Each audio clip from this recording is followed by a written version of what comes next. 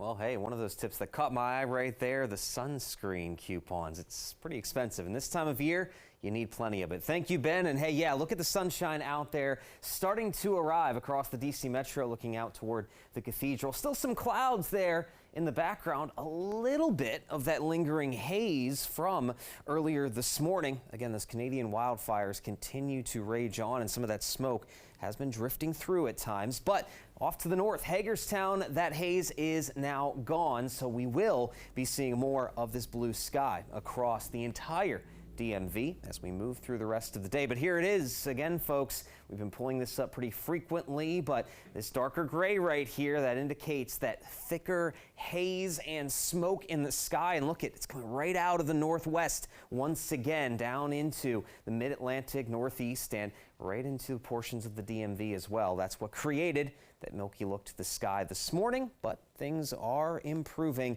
and clearing out nicely. The satellite and radar picture showing no clouds whatsoever. The last of that cloud cover from yesterday departed off to the south this morning. Now, despite all of the sunshine we are now seeing into the afternoon, temperatures aren't exactly warming up too much. We're in the middle 70s in D.C., low 70s across the rest of Northern Virginia and Southern Maryland. But looking back to the north, we got 65 in Hagerstown, 66 Martinsburg, as yes, some cooler air is arriving with that Canadian high pressure center that is building in as we go throughout the rest of the day. So we will stay trending in a cooler direction. Yesterday we climbed up into the upper 70s.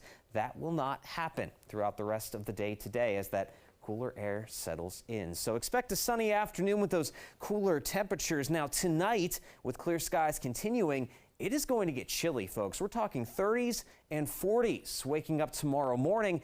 And for some of the more rural areas to the west, some frost could be possible. So take those precautions with those sensitive outdoor plants once again. We stay cool and quiet all the way through Friday. Not a bad way to end the week before our next chance of just a little bit of rainfall rolls in on Saturday. Pretty much like what we saw yesterday with those light sprinkles. That's what we can expect going into the start of the weekend. Not a total washout. But let's talk about the temperatures. That's going to be the big thing changing here over the next couple of days. This afternoon, we will be in the upper 60s to low 70s. Again, that's a drop off of about 5 to 10 degrees as compared to yesterday, but it's still going to feel pretty comfortable, especially with all of the sunshine. Now, as we head into the evening time, 9 o'clock here, we're very rapidly dropping down into the 50s, and look at this tumble we are going to take by 6 a.m. tomorrow morning.